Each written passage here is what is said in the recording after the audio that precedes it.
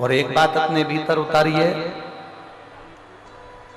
जैसे एक संतान हो जाती है, मान लो एक बच्चा हो गया, एक संतान हो गई, और एक संतान होने के बाद में दूसरी संतान हो ही नहीं रही। किसी को 10 साल हो गए, किसी को 8 साल हो गए, किसी को 5 साल हो गए, किसी को 6 साल हो गए, किसी को 9 साल हो गए, किसी को 12 साल हो गए, दूसरी संतान हो ही नहीं रही। आपने डॉक्टरों को भी दिखाया, इलाज भी करवाया, फिर भी संतान का सुख नहीं है। तो शिव महापुराण में बेलपत्र के वृक्ष का बड़ा सुंदर भाव कहा, जिसको संतान का सुख नहीं है उसको सफेद आंकड़े की जड़ का प्रयोग करना चाहिए। और जिसके घर में एक संतान हो चुकी है और दूसरी संतान नहीं हो रही है, 8 साल 10 साल 15 साल 20 साल 22 साल हो गए और दूसरी संतान का अगर सुख नहीं है, तो उसके लिए बेलपत्री के वृक्ष के नीचे का एक भाव बड़ा सुंदर कहा गया। किसी भी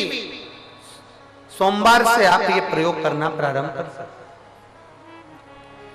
11 रुद्र होते हैं, 11 रुद्र होते हैं।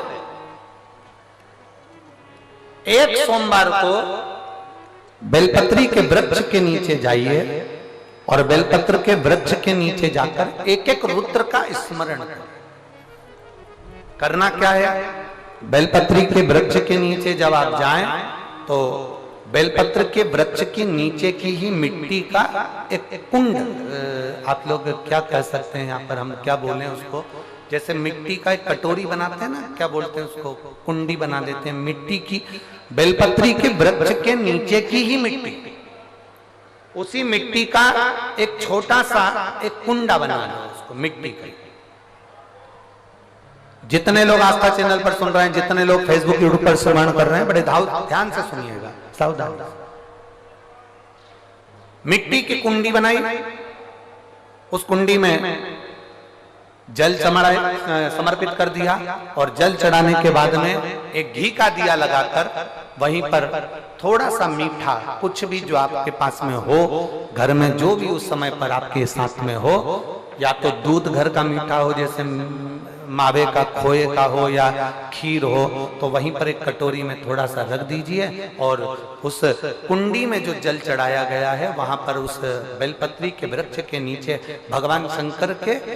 11 जो रुद्र हैं उसमें से एक एक रुद्र का आपको स्मरण करना है। 11 रुद्र का नाम क्या है, तो पहले नंबर पर आता है कपाली, दूसरे नंबर पर आता है पिंडर, पर आता है भीम, चौथे नंबर पर आता है विरूपाक्ष, 5वें नंबर पर आता है बिलोहित, 6ठे नंबर पर आता है शास्त्र, 7वें नंबर पर आता है अजपात, 8वें नंबर पर आता है अहिष्णु, और 9वें नंबर पर आता है शंभु, 10वें नंबर पर आता है चंड और 11वें नंबर पर आता है भव।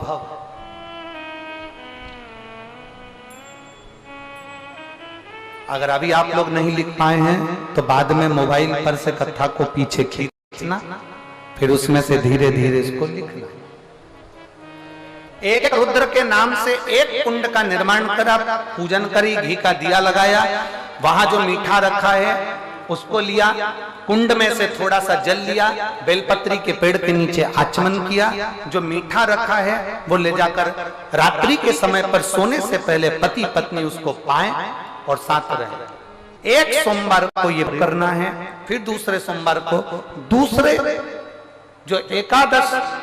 जो 11 रुद्रों का जो वर्णन किया गया है, एक एक रुद्र का नाम लेकर एक बार कुंड का निर्माण करना है। दूसरे सोमवार को, जैसे एक बार आपने अगर कपाली नाम से पूजन करी, दूसरे नंबर पर पिंडरल नाम से पूजन करी, तीसरे नाम पर भीम नाम से, फिर आप विरूपाक्ष नाम से, ऐसे एक एक सोमवार करना है, 11 सोमवार। और 11 सोमवार जैसे तुम्हारे पूर्ण होंगे,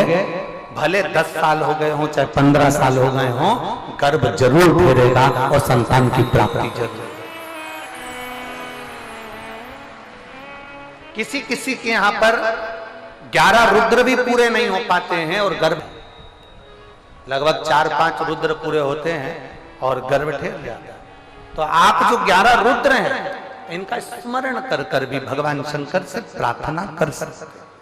भगवान शिव से प्रार्थना कर।